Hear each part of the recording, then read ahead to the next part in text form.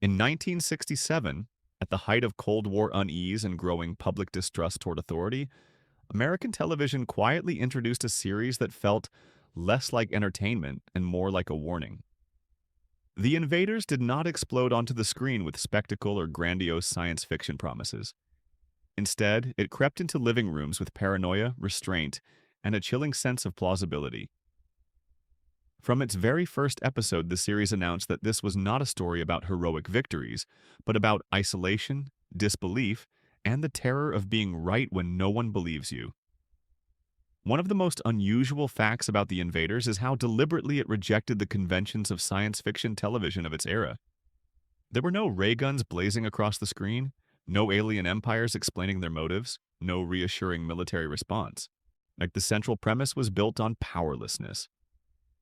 David Vincent, the architect who stumbles upon proof of an alien infiltration, is not a soldier or a scientist. He is an ordinary man. That choice was radical.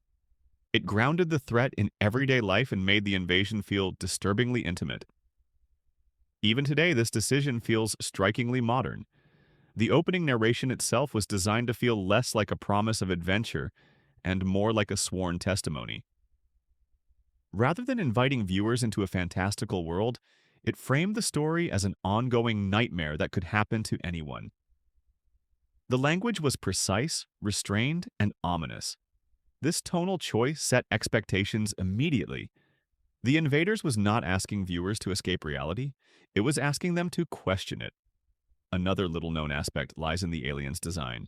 Yet the Invaders were not monstrous in appearance. They were nearly indistinguishable from humans. Their defining traits were subtle, a rigid quality to their movements, an absence of emotion, and a deformity hidden beneath gloves. This minimalism was intentional. Budget constraints played a role, but the creative decision was philosophical. True infiltration, the series suggested, would not announce itself with grotesque forms. It would blend in perfectly. That idea resonated deeply in a decade shaped by fears of ideological infiltration and unseen enemies. The series was filmed primarily on location, rather than relying exclusively on studio sets. This choice gave The Invaders a visual authenticity that elevated its tension. Suburban streets, highways, rural landscapes, and anonymous towns became stages for quiet dread. The familiar settings reinforced the idea that invasion was not a distant possibility, but a present danger embedded in everyday environments. Watching these episodes now, one is struck by how real the world feels. Unpolished, lived in, and therefore vulnerable. Roy Thinnis' performance as David Vincent deserves special attention. Thinnis approached the role not as a traditional television hero, but as a man slowly eroded by the burden of truth. His restraint is crucial. Vincent does not deliver rousing speeches or triumphant declarations. Instead, he carries exhaustion in his posture and desperation in his eyes. This internalized performance was unusual for television at the time, which often favored more overt emotional expression. Thinnis's subtlety anchors the series in psychological realism, as the structure of the episodes reinforced that realism. Unlike many serialized dramas, The Invaders rarely reset its consequences. Vincent's warnings are consistently dismissed, evidence disappears, allies vanish or turn out to be compromised. Each episode compounds his isolation rather than relieving it. This cumulative hopelessness was intentional. The creators wanted viewers to feel the toll of fighting a war that cannot be publicly acknowledged. It was an emotional gamble, and one that set the series apart from more comforting narratives. Another striking fact is how sparingly music was used. Composer Dominic Frontiera employed a score that favored tension over melody. Silence often dominates scenes, allowing ambient sound, footsteps, engines, wind, to heighten suspense. When music does appear, it rarely resolves emotionally, while it lingers, unsettles, and withdraws. This restraint contributes to the series' oppressive atmosphere and reinforces the sense that there is no safe resolution waiting. The production schedule itself was intense. Episodes were shot under tight timelines, requiring directors to rely on efficient storytelling rather than elaborate setups. This necessity fostered a disciplined visual style. Camera movements are deliberate. Framing is purposeful. Long stretches of dialogue are replaced by looks, pauses, and physical distance between characters. The show trusts the audience to read between the lines, an expectation that flatters mature viewers even today. One particularly revealing aspect of the series is how it portrays institutions. Government agencies, police departments, and corporations are consistently depicted as either indifferent or compromised. This was not accidental. In the late 1960s, public faith in authority was eroding due to political scandals and international conflict. The Invaders captured that skepticism without overt commentary. It dramatized the fear that systems designed to protect could instead conceal the truth. The aliens' technology, when shown, is deliberately understated. Devices are compact, functional, and devoid of spectacle. They feel utilitarian rather than impressive. This aesthetic choice reinforces the idea that the invaders are methodical, efficient, and unconcerned with intimidation. Their power lies in organization and patience, not display. This depiction contrasts sharply with the flamboyant futurism common in science fiction of the period. Another rarely discussed detail is the series' pacing. Episodes often unfold slowly, allowing tension to accumulate organically. Clues are revealed incrementally. Conversations stretch uncomfortably. This deliberate rhythm can feel unsettling to modern audiences accustomed to rapid escalation, yet it is precisely this patience that sustains dread. The threat never rushes because it does not need to. It is already everywhere. The Invaders also stands out for its moral ambiguity. Vincent's actions, while justified by his knowledge, often place others in danger. He manipulates, deceives, and occasionally sacrifices personal relationships in pursuit of a larger goal. The series does not absolve him of these choices. Instead, it presents them as the inevitable cost of resistance. This moral complexity adds depth to what could have been a simple chase narrative. Even the series' visual palette contributes to its mood. Muted colors, shadow-heavy compositions, and overcast skies dominate many episodes. Brightness is rare. When sunlight does appear, it often feels ironic, illuminating danger rather than dispelling it. This visual consistency reinforces the sense of a world subtly out of balance. What makes these elements remarkable today is how cohesive they are. Every creative decision, from casting to sound design, serves a unified emotional purpose. The Invaders does not ask whether invasion is possible. It asks what it would feel like to recognize it first, and to realize that recognition may be the loneliest position of all. And as the series unfolds further, its hidden struggles, creative tensions, and lasting influence reveal even more about why this quiet, unsettling show continues to linger in memory long after the screen goes dark. As The Invaders settled into its first season, a pattern emerged that was quietly radical for network television. The series refused to offer reassurance. There was no governing authority that eventually listened, no triumphant revelation that restored order. Instead, each episode reinforced a grim reality. Truth, when inconvenient, is often discarded. This was not an accident of storytelling, but a philosophical stance that shaped every script decision. One revealing detail about the writing process is how deliberately episodic isolation was engineered. David Vincent almost never retained allies for more than a single episode. Characters who believed him were frequently eliminated, discredited, or revealed as invaders themselves. This narrative choice prevented the comfort of continuity, as viewers could not rely on familiar supporting characters to provide stability. Emotionally, this placed the audience in Vincent's position, always uncertain, always on edge. It is a storytelling tactic rarely used so consistently at the time.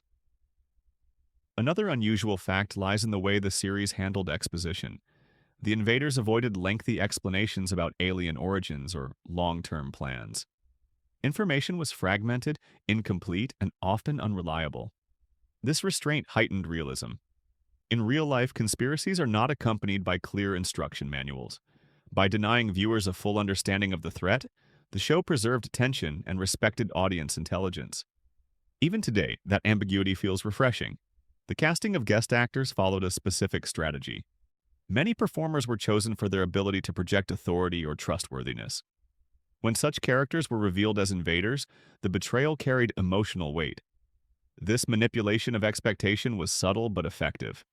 It mirrored real-world anxieties about infiltration, where danger often wears a familiar face. The emotional shock was not in the revelation itself, but in the realization that intuition can be deceived. Production realities also influenced storytelling in unexpected ways.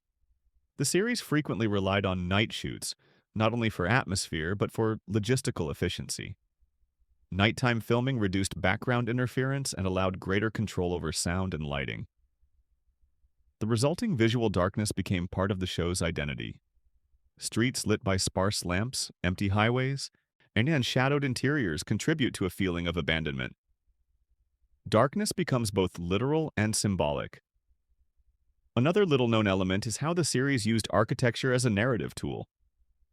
Modern buildings with clean lines and impersonal design often served as invader strongholds. In contrast, older, more organic structures tended to house human characters. This visual contrast subtly associated modernity with emotional emptiness and tradition with vulnerability. It reflected contemporary unease about rapid technological advancement and the erosion of familiar social structures. The show's pacing was also shaped by its refusal to indulge in action-driven climaxes. Confrontations are often brief, awkward, or unresolved. Chases end without capture. Discoveries lead to frustration rather than victory. This narrative discipline avoids catharsis. By denying release, the series sustains anxiety beyond the episode's end. Viewers are not invited to relax. They are encouraged to remain alert. Another striking fact involves the absence of humor. While many science fiction programs of the era incorporated lighthearted moments to balance tension, the Invaders maintained a consistently serious tone. Humor, when present, is fleeting and often ironic. This tonal commitment reinforces the show's realism. In a world defined by disbelief and danger, laughter feels inappropriate. The absence of levity becomes a statement in itself. The series' relationship with network expectations was tense. Executives were concerned that the show's bleakness might alienate audiences seeking escapism. Yet the creators resisted pressure to soften the premise. This resistance resulted in a program that feels uncompromised. It stands as an example of creative integrity during a period when commercial considerations often dictated content. Sound design deserves special attention. Beyond music, everyday noises are emphasized.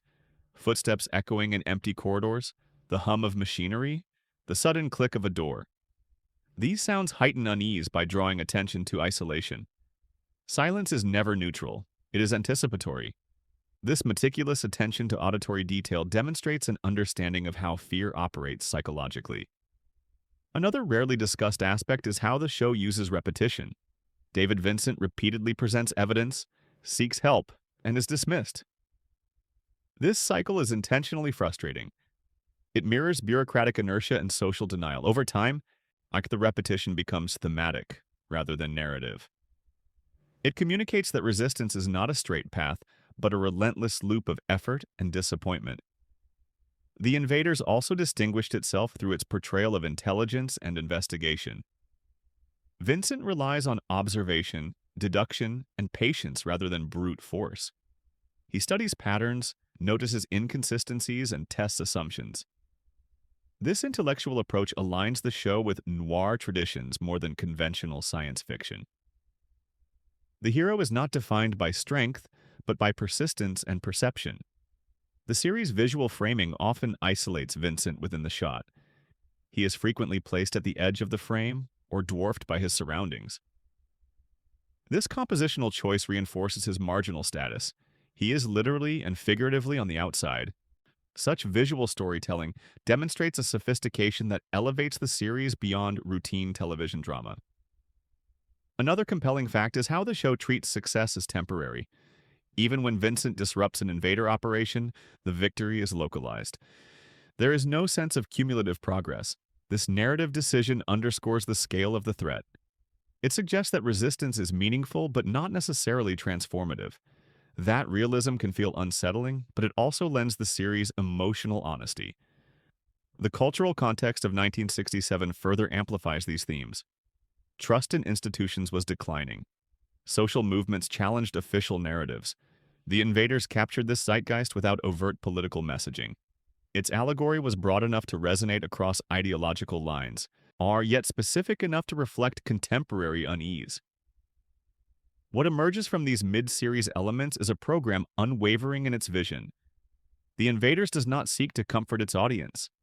It seeks to awaken them.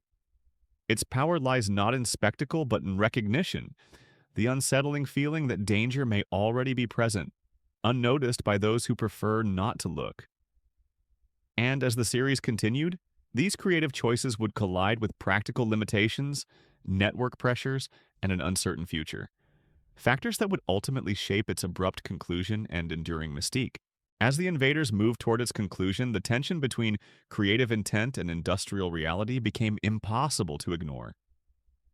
Despite its artistic confidence, the series existed within a television system that still prioritized reassurance over discomfort. Ratings, while respectable, did not grow in the way networks hoped. The show demanded patience, attention, and emotional investment, qualities that did not always align with mass programming strategies of the late 1960s. What ultimately shaped its fate was not failure of vision, but a mismatch between ambition and expectation. One of the most telling facts about the end of the series is how abruptly it arrived. There was no gradual winding down, no carefully planned resolution. Production ceased after a single season, leaving the narrative intentionally unresolved. David Vincent's struggle did not end with victory or defeat. It simply continued beyond the frame. This lack of closure frustrated some viewers at the time, yet it has since become one of the show's defining strengths. The absence of resolution mirrors the very fear the series explored, that some battles offer no final reassurance. Another revealing detail lies in the network's discomfort with the show's emotional density.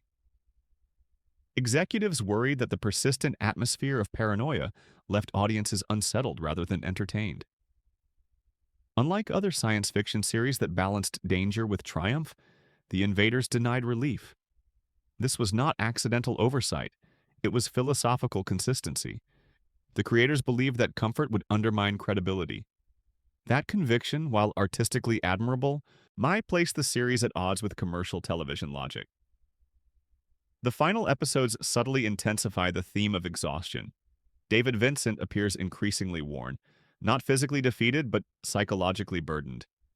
His determination remains, yet it is tempered by an awareness that exposure may never come. This tonal shift is quiet, almost imperceptible, but deeply affecting. It suggests a man who has accepted isolation as the cost of awareness. In this way, the series evolves from suspense narrative into character study. One particularly haunting aspect of the later episodes is how hope is treated. When moments of optimism appear, they are fragile and fleeting. A potential ally, a promising lead, a hint of acknowledgement, all dissolve under scrutiny. The show does not mock hope, but it refuses to indulge it. Instead, it frames hope as a necessary but dangerous impulse. To hope is to risk disappointment. That emotional honesty distinguishes the series from more optimistic contemporaries. The legacy of The Invaders became clearer only with time. In syndication, away from weekly scheduling pressures, the series found an audience willing to engage with its slow burn intensity. Viewed consecutively, its cumulative power becomes undeniable. The repetition of disbelief, the erosion of trust, and the persistence of one man against a hidden system form a cohesive emotional arc. What once felt repetitive becomes thematic. What once seemed bleak becomes purposeful. Another important element of its afterlife is how it influenced later storytelling without being loudly acknowledged. The idea of a lone figure confronting a secret, a systemic threat would echo across decades of television. The Invaders established a template of paranoia grounded in realism, not through spectacle but through mood, structure, and restraint. Its influence is felt not in imitation but in evolution. The show's aesthetic has also aged with surprising dignity. Its grounded settings, unadorned technology, and restrained performances avoid the excesses that often date science fiction. Rather than predicting a specific future, The Invaders captured a feeling. The anxiety of living in a world where truth is obscured by convenience and denial. Feelings endure longer than predictions. That is why the series remains relevant. There is also something deeply human in its refusal to reward heroism. David Vincent is not celebrated. He is not vindicated. His courage exists in isolation. This portrayal challenges the traditional narrative of heroism as recognition. Instead, it presents heroism as endurance, the willingness to continue acting ethically without assurance of acknowledgement. For mature viewers, this theme resonates on a personal level. It reflects real experiences of responsibility carried quietly. The final impression left by the invaders is not one of fear but of vigilance. It does not urge panic, it urges awareness. The series suggests that danger is most effective when ignored, that denial is the true vulnerability. This message, delivered without spectacle or sermon, is perhaps its most enduring contribution. In the end, the invaders did not disappear. It simply withdrew, leaving behind a lingering unease. Like its own antagonists, it blended into memory, waiting to be rediscovered by those attuned to its frequency. Watching it today is not merely an act of nostalgia. It is an encounter with a work that trusted its audience enough to unsettle them. The screen fades, the highway stretches on, and David Vincent continues forward, alone, alert, and unresolved. And that perhaps is the most honest ending the series could have offered.